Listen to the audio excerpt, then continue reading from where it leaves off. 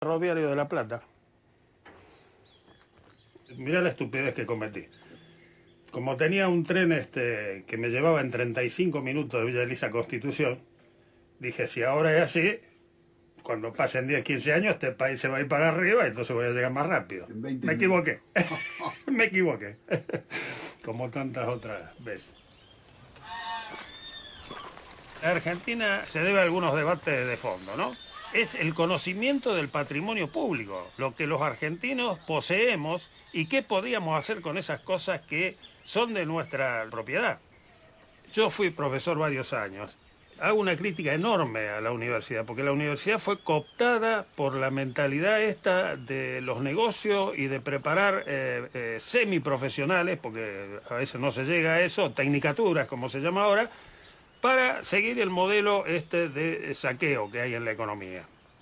Entonces el hecho de que se dé o se corra un glaciar, como en Veladero, Pascualama, se corran glaciares, se envenenen las aguas y demás, y que el gobernador de esa provincia haya sido uno de los autores de la ley de minería, esta piratería que hay en la Argentina, silencia a los grandes medios, silencia a las universidades, silencia a los intelectuales, a todos, ¿no?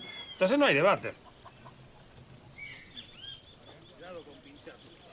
La mayor derrota que tuvimos no es la económica, es la cultural. Es decir, no hay pensamiento crítico. El pasajero tiene que sentir de que eso que circula, esos trenes, esos coches, esas locomotoras, esos rieles, son de él, son nuestros. Y es la primer conciencia que se debe tomar. ¿Cuáles son los bienes públicos y los privados? ¿A quién le pertenecen? ¿Al gobierno? ¿A las empresas o a los ciudadanos? ¿Y quién mantiene y administra los servicios públicos? ¿Fueron más eficaces y menos corruptos en manos privadas o estatales? ¿Qué derechos tienen los usuarios sobre ellos?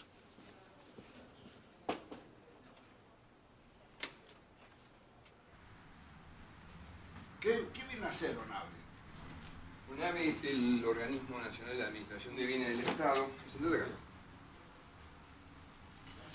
acá. ¿Cuáles son? ¿O qué son los bienes del Estado?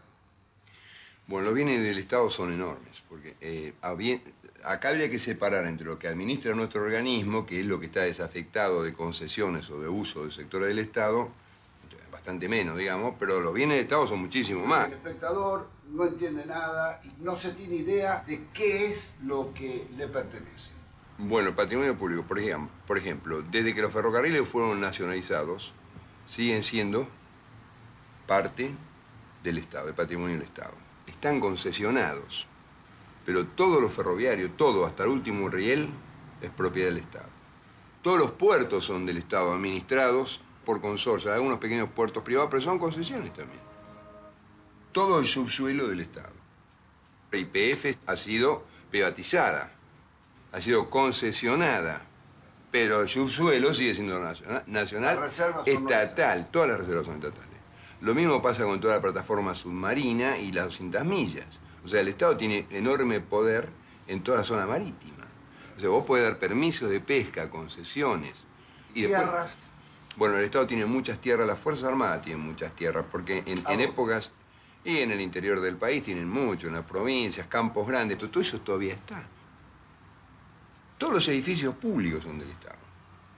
Todos los edificios públicos están asignados, yo no los administro porque están asignados a un ministerio, a una administración. ¿Cuántos son los edificios públicos? Hay miles. Te voy a decir algo, no está claro el relevamiento de los bienes.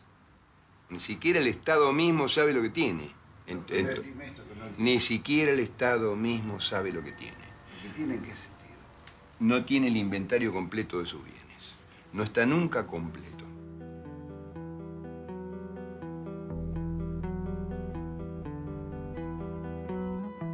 El maltratado patrimonio público se conformó con el trabajo y ahorro de generaciones de argentinos.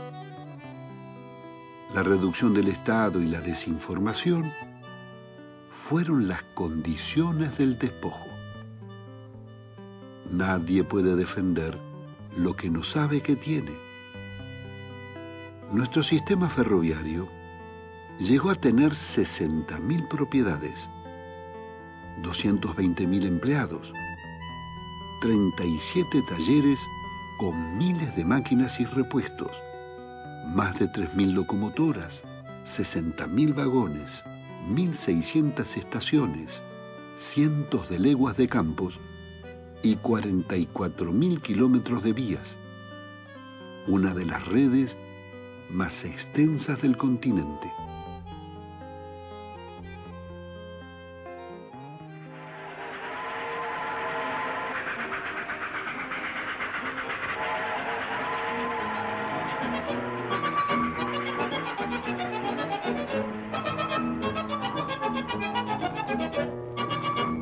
Este es el antiguo ferrocarril del oeste, es el primer ferrocarril nacional, se crea en 1857 y lo toma la provincia de Buenos Aires, lo desarrolla, lo expande y que tiene una organización eficiente y que entra en competencia con los primeros ferrocarriles ingleses que se empiezan a instalar, en donde les demuestran de que se pueden hacer las cosas de forma diferente, pero a pesar de eso la gran presión del gobierno inglés, de los ferrocarriles ingleses, es que se malvende a través del primer cipayo nuestro, que es Juárez-Celman. A partir de ahí, los ingleses son monopólicos en el ferrocarril.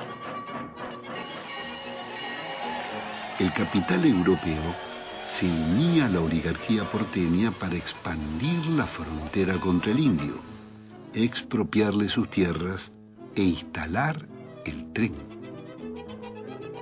Los ingleses tuvieron muchas ventajas, acá ventajas comparativas con respecto a los ferrocarriles provinciales, acá tuvieron muchas, tuvieron préstamos, tuvieron exención de impuestos, tuvieron una legua de tierra más acá al costado de la vía que tenían para las colonias que ellos querían colocar, aquí en la Argentina como la colonia de Armstrong, porque ellos hacían y presionaban por una legislación que tenía que ver con su política colonial. ¿Cuál era?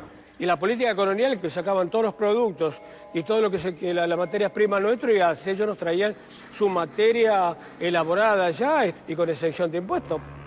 Eran ganancias fabulosas. Ellos vinieron, se instalaron llenos de prebendas, regalías, independientemente de la explotación de la mano de obra, que fue una explotación esclavista.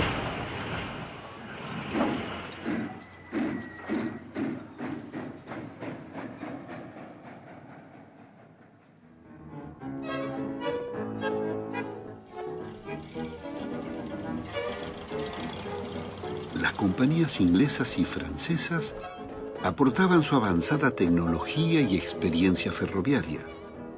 En 20 años, los trenes unían Buenos Aires con el centro, oeste y norte del país. Reparando vagones y locomotoras, en los talleres comenzarían a ser una industria nacional.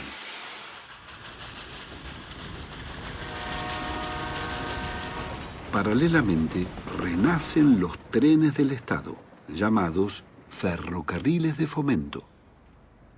El ferrocarril de fomento es la gran revolución que se produce en materia ferroviaria, porque significa que es el Estado el que puede promover las regiones a través del ferrocarril con tarifas reducidas, que puede favorecer a los productores, que puede ligar a las regiones entre sí y termina con el mito de que son los ingleses los únicos que promovieron los ferrocarriles en Argentina y que promovieron el progreso. Y eso lo demuestra Scalabrini Ortiz. Scalabrini Ortiz da en el clavo por años y por eso sigue hoy tan vigente. Por esta cuestión, dice, el ferrocarril de fomento es el ferrocarril que demuestra que con la inversión del Estado se logra tarifas reducidas, ligar a las regiones entre sí y se avanza en la economía regional, lo que hoy conocemos como el Belgrano Cargas. Esos ferrocarriles fueron los más largos y los más extensos. Atraviesa 17 provincias, tiene 10.000 kilómetros de vía, lugares a donde, por supuesto, el capital ni se pensaba que podía llegar porque no le daba ninguna ganancia. Allí estaba el ferrocarril de Fomento. Es donde el ferrocarril que les llevó agua a los lugares donde no la había. Es decir, es el ferrocarril que ligó a la nación.